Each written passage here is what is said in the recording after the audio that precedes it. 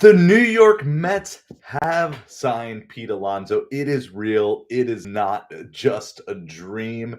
Everything that we were hoping for, it actually did come true. Last night, we were here right as the news was breaking, and so we're super excited to do that. However, that being said, I think there are still some things on the Mets roster that I would like to have fixed before opening day. I know that these will not all be fixed. In fact, some of these may never be fixed this season. But I do not believe that the New York Mets have the best roster in baseball. They don't have the best roster in the National League, and they may not even have the best roster in the division yet. Now, a lot of this has to do with how will the team do when they're actually playing on the field. So before we dive in, please make sure you hit that like and the subscribe. Welcome to MetropoliFins. We are YouTube's smallest New York Mets and Miami Dolphins channel.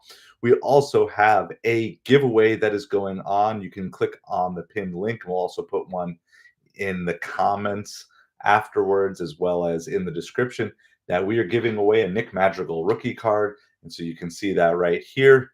And that will be free. We're going to get a couple of people signed up for that and get going from there. But let's dive in.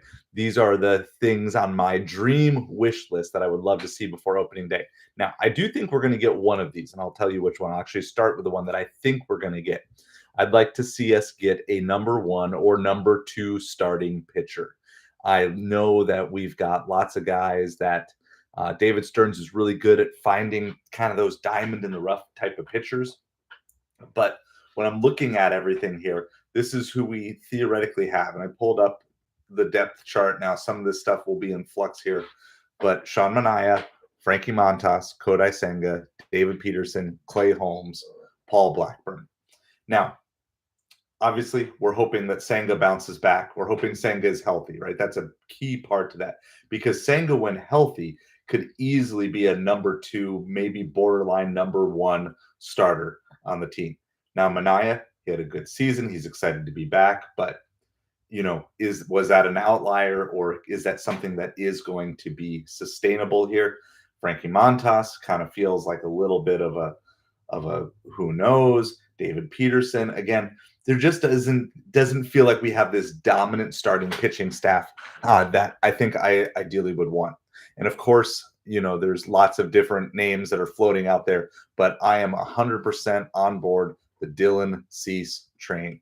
I think now that we have Pete Alonso, that to me has symbolized that we must be all in for a World Series this year. And I don't mind making trades at the trade deadline, but if you've got a guy like Dylan Cease who is available now, I think the Mets need to give as best shot as they can possibly put together. Now, of course, I am very partial to holding on to guys like Luis Angel Acuna, Mark Vientos. I think those are both for sure keeps. But when it comes to like Brett Beatty or Ronnie Mauricio, I feel like that's maybe where there's going to be some play. As much as I love Beatty and I would hope for him to be with the Mets for a long time, I think he looks like the natural one that maybe could be kind of a part of a deal. You're probably going to have to include another prospect. And then I don't know if you could somehow manage to get in another player in that deal with some cash that you're trying to get rid of, which we're going to maybe talk about a possibility here in a little bit. But I think that the Mets need to be looking for another frontline starting pitcher. And again, you can get good innings out of these guys and you can piece them together, and you're going to win a lot of games by scoring a lot of runs. That's obviously how this team is built. However, it would be really nice to know that every once in a while you have a guy who can just come in and be the shutdown guy. And I know it didn't end well, but if you remember back in the days, what Jacob deGrom could absolutely provide for you when he was just in his beast mode was absolutely amazing. Jonathan Vidalik, good evening to you guys. So number 1 and number 2 starting pitcher. And if I were a betting man, which I am not, but if I were, I would say I think the Mets are going to get one more starting pitcher. I do not think that this is the rotation that the Mets want to go into the season with. I know we've got some minor league talent that's looking to come up as well. So there's a lot of parts and pieces moving here. Okay, number 2. This one I'm not hearing many people talk about. This is just my personal preference. I would like to get a much better backup catcher. In fact, I'd like to have a backup catcher who's not really so much a backup as a platoon. And this is to say nothing negative against Francisco Alvarez. But I think if we want to preserve Alvarez for the long haul, I think it would be great if he was only catching 4 to 5 days a week, and then he could rest 1 day a week and he could be a designated hitter 1 day a week, something where he's playing in maybe say 5 out of every 6 games would be nice. 4 games as a catcher, 1 game as a DH, and then 1 game sitting out. That would be kind of his, like every 6 days, some sort of rotation like that. But I don't want to be giving up offense just because it's an off day for Alvarez. Now, I'm expecting a little bit of regression on Mark Vientos, and I'm trying to warn everybody ahead of time. Like, don't get on Mark Vientos if he doesn't get off to a super hot start. I think a lot of people are expecting that Vientos is going to be taking a step forward this year. I would say, based on just baseball history in general, it should be expected that Vientos should take a step backwards this year. And in addition to that, and I'm coming to that, Jonathan, that's on my list here.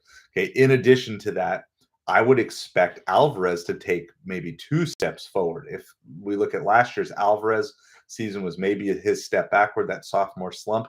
That's what I'm expecting Vientos. Now, I'm hoping it's not going to be bad.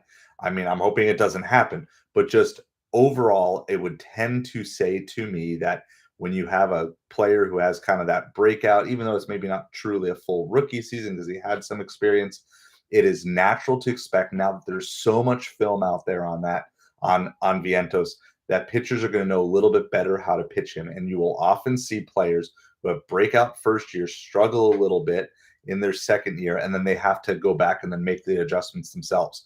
So with that being said, I would like to have an offensive minded catcher. And when you see this on certain teams, it's like it doesn't matter which catcher is playing, there's no real drop off in what they provide in the lineup. And again, I understand that that's maybe more of a wish list, but I feel like when you're trying to compete with the Dodgers and the super team that they have together, you need to be looking for every area of weakness that you can possibly find and say, what are ways that we could upgrade? Now, again, I'm not expecting anything to happen there, but that would be on my wish list. Okay, next is exactly what you have, Jonathan. I have Goodbye Marte. Goodbye Marte. Now, I like Marte.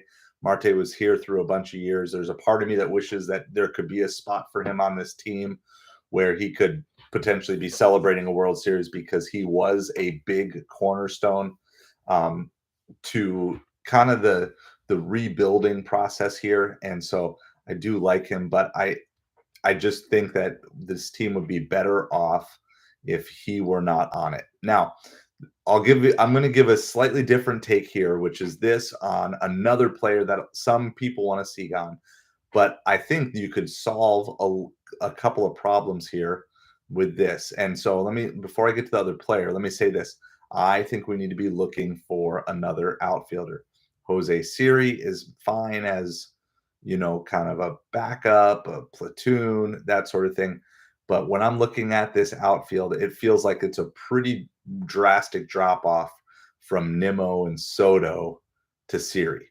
Now, maybe I'm wrong on this, and I'm willing to be proven wrong on all of these different things, but I just feel like we should be at least keeping our eyes and ears open for someone who maybe has maybe not the highest floor, but a high ceiling type of person who could really put together that breakout year. Now, in the temporary, so how do we say goodbye to Marte? How do we look for another outfielder? Well, what if we could get the revitalized, and this is not so much an acquisition here, but could our hitting coaches get and bring back a revitalized Jeff McNeil?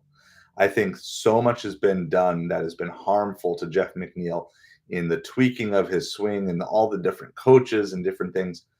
We just need to let McNeil be McNeil. We need to let him do that. Now, of course, there are rumors that Luis Arias might be available, and maybe you could put together some sort of crazy package deal for Cease and Arias for, say, Beatty plus McNeil plus Marte plus a whole bunch of millions of dollars plus a couple more prospects. Maybe you got to throw in Mauricio in that, something along those lines. I don't know. I can't give you the exact answer on all of those things, But maybe you could do that, and then you put Arias in at second base, and now you've got this really solid infield. However, I don't think the Mets need to do that. I think if you can just revitalize McNeil and get him back to his batting champion self, and I think sometimes as good as analytics are, as good as knowing the percentages, as good as there's so many good things about analytics, sometimes it loses the psychology of the players and the fact that some guys are just going to not really respond well to analytics tweaks that maybe technically that would be a better approach at the plate, but there would be some certain circumstances where, look, sometimes guys just have quirky things and the quirky thing works for them. Big dog, what don't you believe? Let me know what you don't believe. So, oh, analytics. Well, I think I got it. Anaheim analytics. I think there's parts of analytics that are really good, but I do think that they do sometimes people the stats geeks overlook the psychology of what the analytics do. I think analytics are good as a evaluation, but I don't know if they're always good as a projection. And I think we've seen that uh, sometimes. And I think that sometimes the analytics geeks have really messed up some people. And I think McNeil is one of them. That just need to free some of these guys. There's certain guys where it will be improved, and I know the analytics is a big debate. I find that I think there should be a middle ground. I think we need to not go back to the era of the 70s where it's like nobody even knows and we're just out there drinking beer and nobody cares and spin the chewing tobacco. So I get it. We're going to probably disagree on that one, Big Dog, but I think that there is there is a lot that is going on that is helpful for it, but I think it needs to be very much player to player. Just my personal take on it. And again, we can we can disagree. I don't think there's ever going to be getting rid of analytics at this point. There's too much money at stake. But I think with certain players, we can get rid of it. And I think analytics for McNeil has absolutely ruined his approach at the plate. And we need to free McNeil to be McNeil. And if we can free McNeil to be McNeil and to just be, even if he's not going to be batting champion level caliber again, he can be batting champion light. He can be Luis Arias light, the guy who can get on base at a regular interval and do that. And so that's what I would love to see. I would love to see a revitalized McNeil and throw him in the outfield on a regular basis. And then that would free up your four infielders, your four baby Met infielders to kind of be taking different reps at those infield spots as well as DH. And so that would give you, again, this is assuming that these guys aren't traded away. Of course, if they are traded away, then you have a little more flexibility. But let's say you're trying to get Beatty, Vientos, Mauricio, and Acuna all reps in the infield. You could basically have any three of those four playing in pretty much every game. One of them could be on the DH. I think McNeil's going to get some outfield play this year too, especially if depending on how fast Nimmo's foot heals up, right? And so McNeil came to camp early. I do think that you're going to see some things there. And again, I don't think that anybody needs to be cheering against McNeil or rooting for McNeil's demise. I want to see him come back, but use him for the flexibility that we have, because I would feel a whole lot better having McNeil in the outfield than Marte on certain days. And I would feel better having McNeil around. And of course, if one or two of these baby Mets get traded, they're certainly going to open up playtime for sure. And so, but I just want to say, let's free up McNeil to go back and just hit the ball. Just go back to who he was as when he was in his batting champion mode. And again, maybe he doesn't have the skills there. Yeah. And again, I would prefer to see Marte gone as much as I love him and I would love for him to celebrate. I think we need to move on. And I do think it would be really nice to have another solid outfield option for sure. Yeah. I think the Mets will be all in on Vlad Guerrero next year. Trout, I feel like Trout is like he's kind of this generation's version of David Wright. Just an amazing start to the career, but just cannot get past the injury bug. I mean, certainly if you could get him for the right deal, I'd more than happily take a flyer on him, but you just couldn't you couldn't lock him up for any sort of long-term contract that's really going to be holding you down. And can you play Trout as primarily a DH and let him play a little bit of first base on some days? And I don't know. I don't even know what Trout's contract status is. That'd be kind of interesting. Let me look that up really quick because I don't I don't know. I mean, yeah, let's see where he's at in 12-year deal in 2019. My goodness. So he's signed through 2031. He's got like 6 years on his deal. He's being paid 35 million this upcoming year. I mean, Cohen could eat that contract, but man, that's so much money. So much. And I mean, the way he was projecting for the first half of his career, obviously it would have been worth it. And I think it's better for baseball if Trout could get back to being healthy again. But I mean, I want to just see, let's see, Mike Trout stats. I hope so. And Kevin, I think one of the best things that we have going now is there is pretty much zero pressure on most everybody on the team, right? The vast majority of the pressure is going to be on three guys, right? Three guys that have pressure for a variety of different reasons. Soto will have a lot of pressure on him as the superstar. Lindor will have pressure on him as kind of this captain figure. And of course, Alonso has pressure on him with how all these negotiations went down and the fact that he's playing for a new contract. Everybody else on the team, is there any pressure on anybody? Really? Like the baby Mets? No, they all get by. And I saw an article on this and I was feeling this already. And I don't even remember where I saw the article, but it was my thought exactly, which was the Mets signing Pete Alonso, even if he's just here for this year, gives one more year for whatever baby Mets make this squad to grow up. Yes, I am all in on Alvarez with the over. I would say Alvarez, I expect to take 2 steps forward. I expect this to be the best year of Alvarez's career. I think he's a sleeper. I think it's amazing to me how few even Mets commentators are talking about Alvarez. I would be all in on Alvarez. I do expect Vientos to take a step back this year. I do expect there to be maybe not the whole season, but I do expect there to be a little bit more of a sophomore slump. Yeah, maybe Senga has some pressure to stay healthy, but again, if you could pull in a number 1 or a number 2 starter, if you make a trade for Dylan Cease, then all of a sudden Senga can at least be in his six-man rotation and not have this pressure of trying to do it. So yeah, and the health is certainly a factor there, but I still don't really think if you get a 1 or a 2 starter, you don't have that. The baby Mets don't really have pressure. McNeil doesn't really have pressure.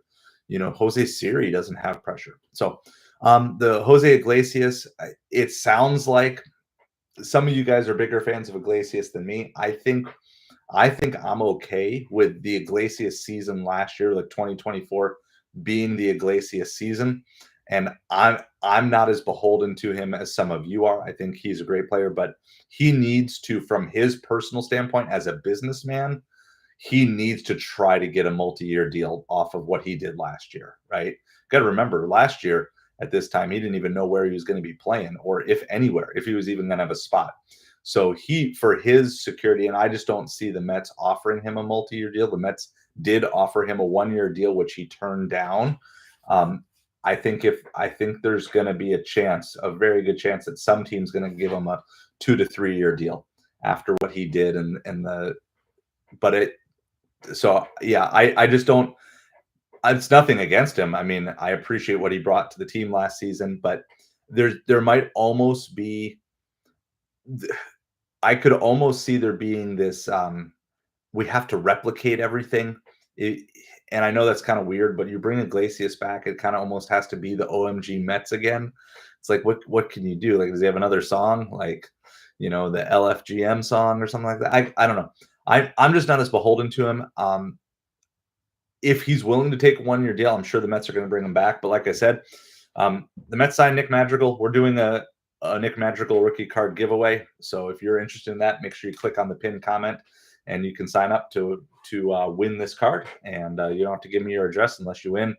anything like that. So, but I think that's why the Mets brought him in. I think they were hoping to maybe have a contest between Madrigal and Iglesias, have them battle it out. But from Iglesias's perspective, he needs to take a multi-year deal. This was his chance because if he has a down year this year, then who's going to be offering him a multi-year deal? He has to cash in off of last season, even if it's maybe not as much money as he wants. So that's just my guess, my opinion on it.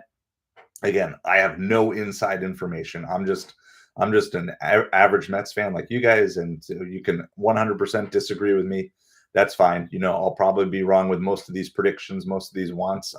But I think that Iglesias is done. That's what my gut says. I don't think he's coming back unless Iglesias himself is willing to take a 1 year deal. I don't see any scenario based on this current roster construction that you would bring him back.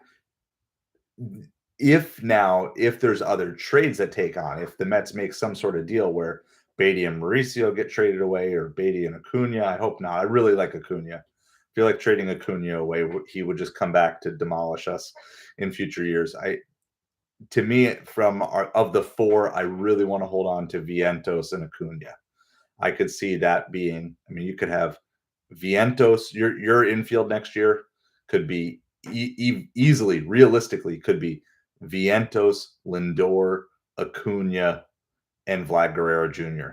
And that is just an absolutely killer infield because you got speed, you've got power, you've got average, you've just got. I mean, that would be a killer infield. And then you got Alvarez as a catcher, and then you've got Nimmo and Soto in the outfield, and then you're really just looking to fill in one more outfield spot next year.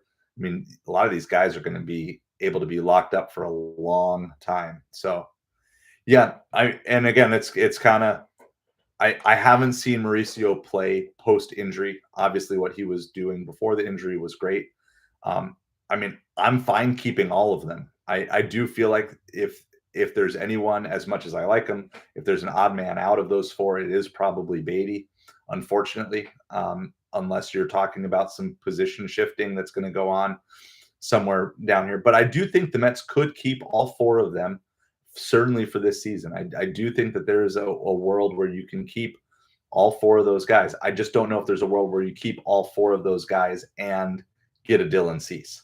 I just don't know if the Padres are going to make a deal for Dylan Cease where they're not going to get major league ready talent in return. And so that's going to be the reason why David Stearns earns the salary that he earns and you and I don't, because he's going to have to make those calls as to whether it is. Yep.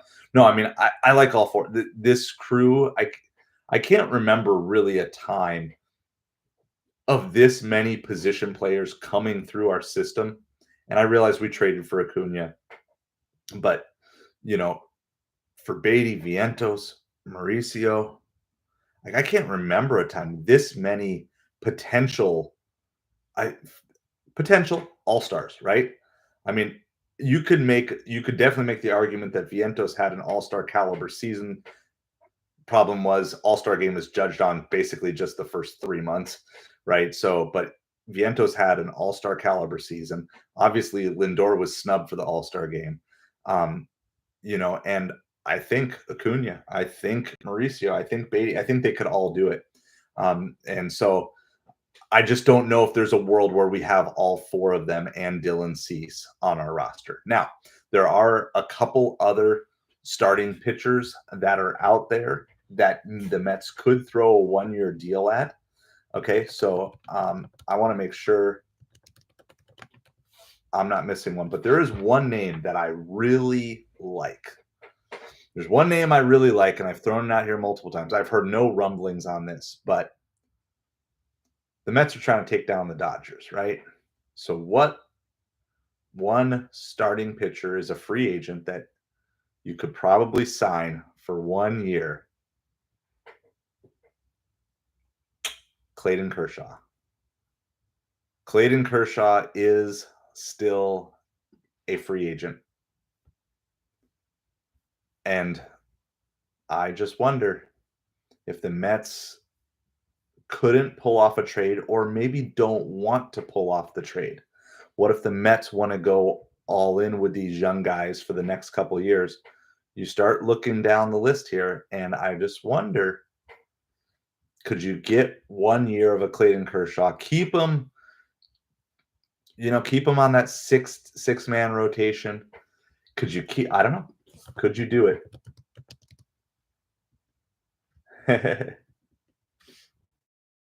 I think that he would be the type of guy that you could come in, you could put him in the middle of the rotation. You're only looking for a 1 year deal.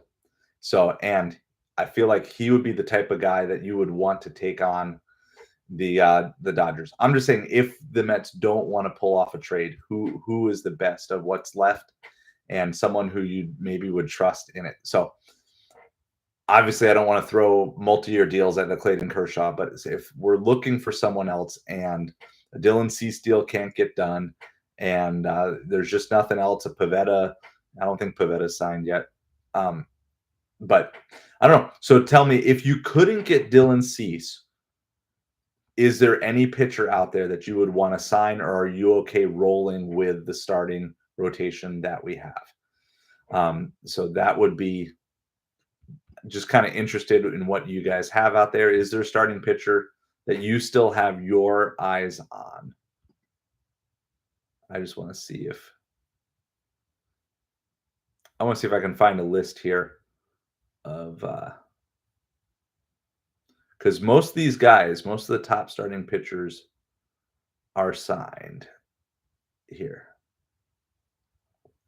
So from this list I'm seeing from MLB.com, some of the guys they're saying not yet signed. Kyle Gibson, who's 37. Andrew Haney, who's 34. Kershaw is 37. Patrick Corbin is 35. Jose Quintana, 36. Mike Clevenger, 34. Lance Lynn, 38. Cal Quantrill, 29. I never know how to say his name. Anthony Descalfani, he's 35. And there's a bunch of other names here, but nobody that looks super exciting to me. I don't know. Yeah, no, I agree. So that it puts the Mets in this interesting position. I definitely believe we're one starting pitcher short. I definitely believe that the Mets don't want to part with too many of these young guys. And so I don't know. I just don't know if you can put together a package of Beatty plus a prospect plus a Marte plus a bunch of cash or something like that. Do that. Yeah, I mean, maybe it'd be interesting to see. And that I was kind of going down in order of their WAR. Maybe that's what you do. Maybe you just look for an innings eater. But I do feel like this team just needs one more front end starting pitcher, a number one or a number two, a guy who can just go in and just get some quality outs, get you a 5-6, and then someone who's got playoff experience, who's not going to panic under the lights. Because I'm looking at the depth chart now. Of course, most of the Mets did pick up some playoff experience last year, but not really Senga, right? Peterson got some, Manaea got some, but I don't know. It just, when I look at the rotation, it's like, I feel like we're going to have to win a lot of games 12-10. And maybe I'm wrong. I hope I'm wrong. That's just kind of my take on it. So those are my five. Number one, number two starting pitcher, not both. We're not going to get both, but realistically, one of those. I would love to get a better backup catcher. I just want to see. Let me look through this list here and see, is there any decent catcher that's still available? Yasmani Grandal, he's got a 1.4 WAR. James McCann, I don't think we want to go down that road again. Yan Gomes.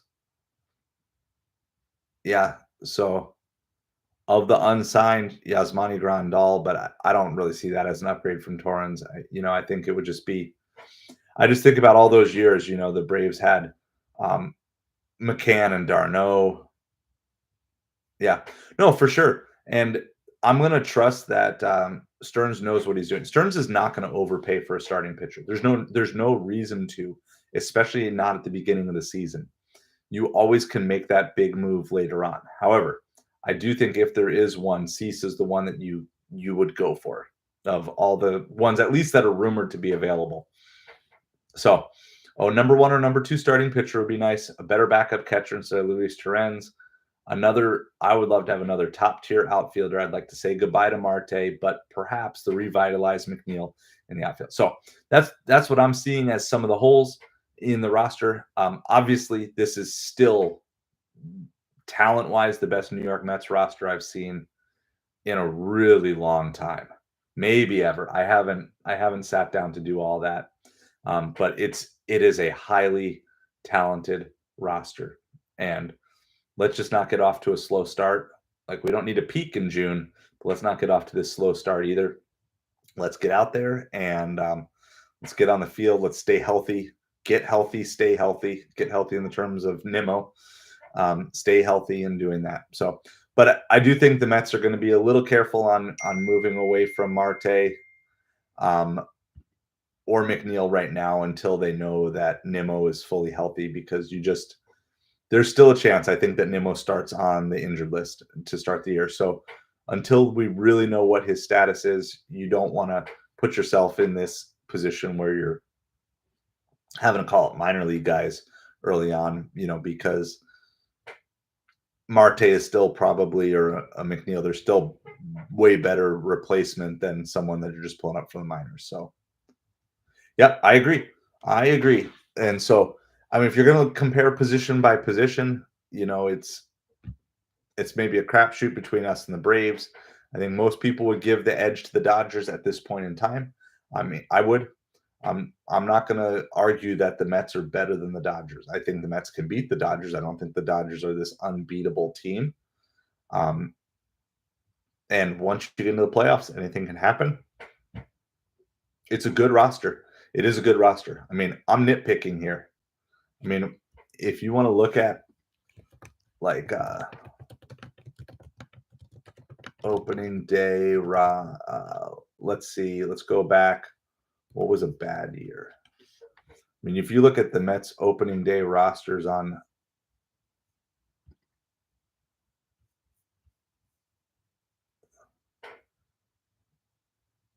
yeah, this is the Mets opening day roster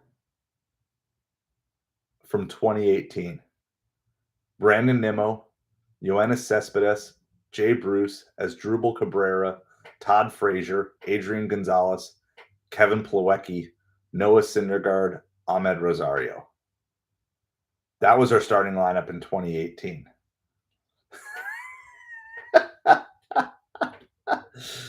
Now, obviously, Cespedes was coming off of a great time. Frazier had some good hits for us, and Syndergaard was still Syndergaard as we know it. But you look at those names, and like that's not a lineup that would scare anybody. I agree. Oh no, for sure.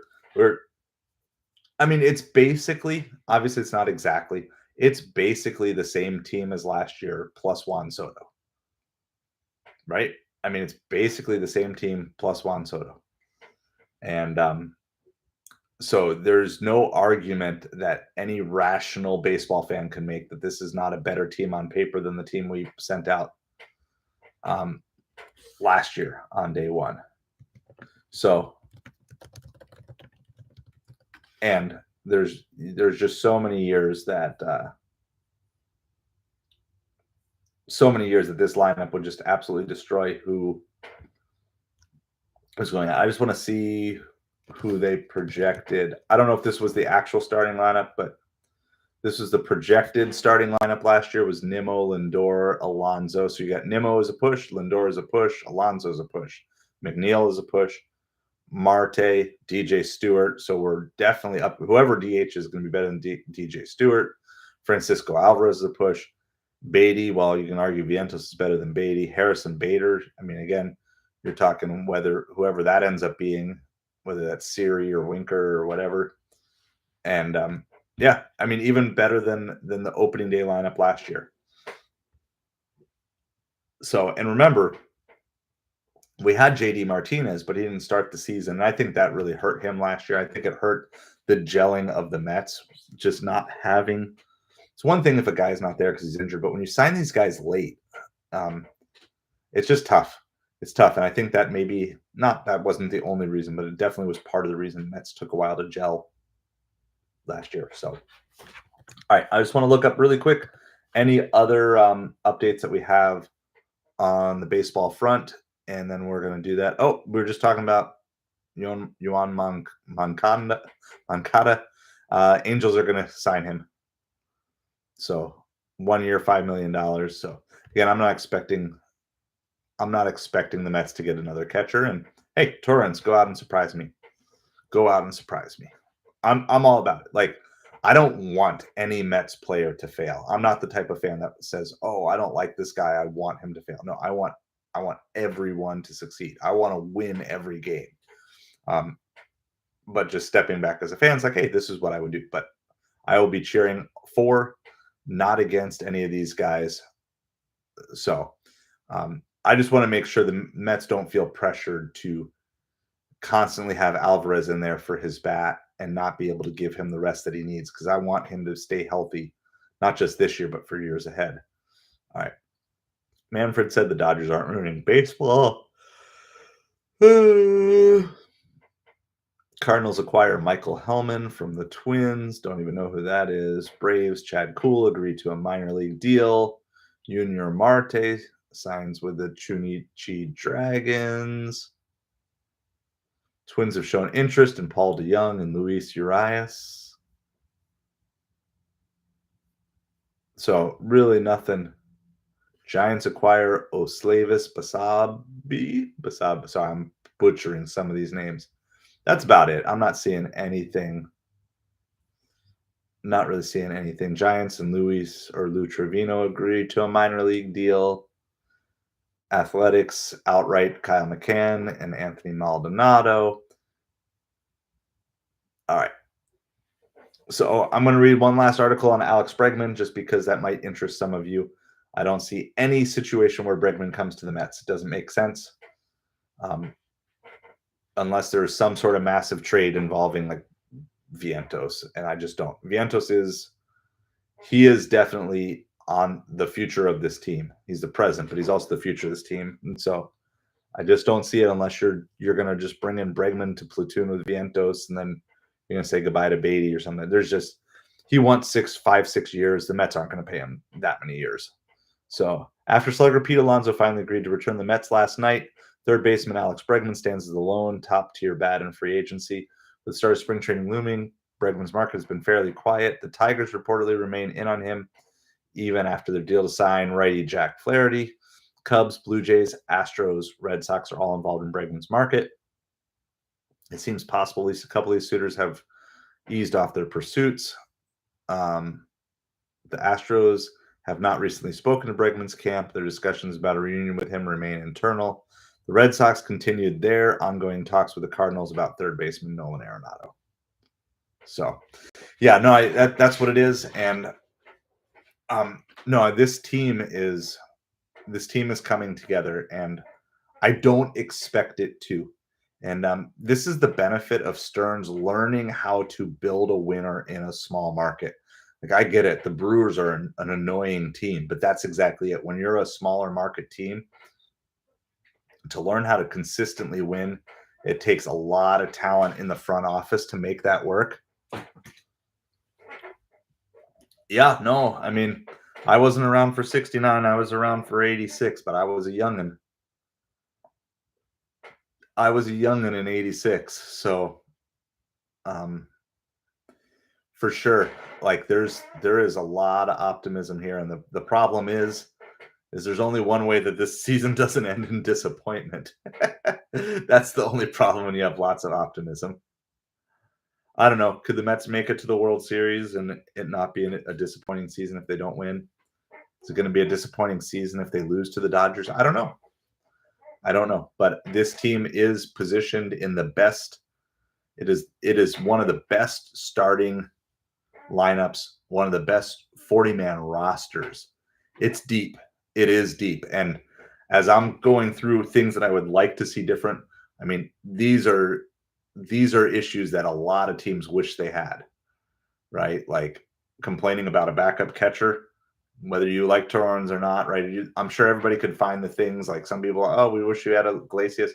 You can find problems with any team, but if you really, really look at this team, there are not many 40-man rosters you would trade straight up for this 40-man roster. You'd probably trade it for the Braves, right? If the Brave or sorry for the Dodgers, you'd probably trade with the Dodgers, but that's maybe it. Some people might say that the Braves roster is better, um, but who else? Who else would you say like, yeah, we'll trade our 40 for your 40? There's not many. And honestly, that Dodgers roster is skewed heavily because of Otani.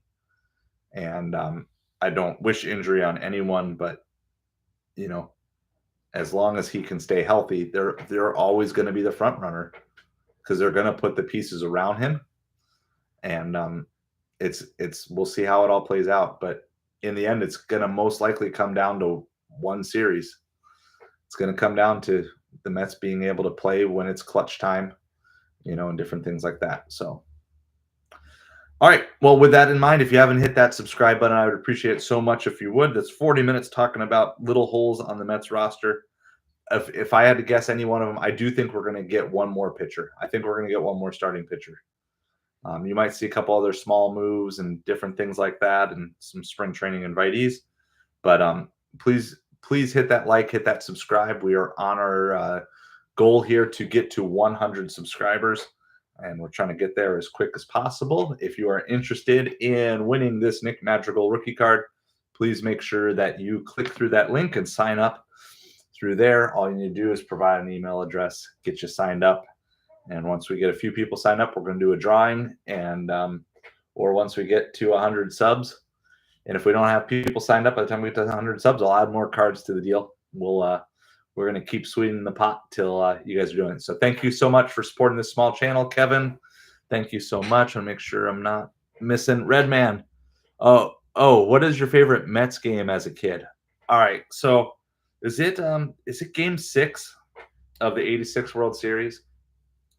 I think that was the one where the guy parachuted in, right? I think he parachuted in on Game 6, not Game 7, if I remember right. So it's a question from Redman on the horizontal stream. So I remember that.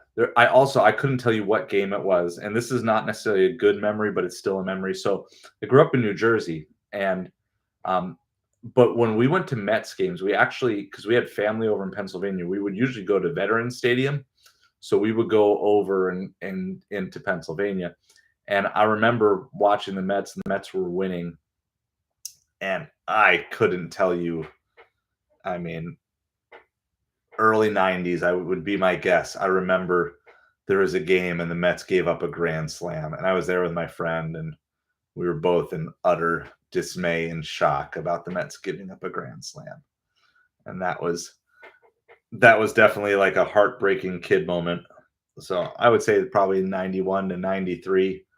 I could probably find the game if I looked it up eventually. So anyway, yeah, lots of good memories though. Lots of good games. The Endy Chavez catch was a little later on. Remember that? That was probably after my childhood technically, but yeah, I remember the Endy Chavez catch and remember watching that. So lots of good Mets memories. Unfortunately, not many championships, just the one in '86, but lots of good Mets memories over the years for sure. That's why I still stick with them all these years later. So I appreciate all you guys. Please hit that like, hit that subscribe. We got other content on the channel. If you want to see some of my initial reaction to Pete Alonso being signed, as well as some of the videos that we did before that. And we have on that. So I appreciate all of you, and we'll be back soon. We are going to do Super Bowl coverage this Sunday as well. Not that I care that much, but we do cover some football on here. There's just not really any significant Miami Dolphins news, which I primarily cover, but we are going to do some football coverage. So I can't stream the actual game, but I can give play-by-play of the game. So if you guys want to just come hang out, we can still talk some baseball in the midst of it, because as soon as that game is over, it's full speed ahead for baseball.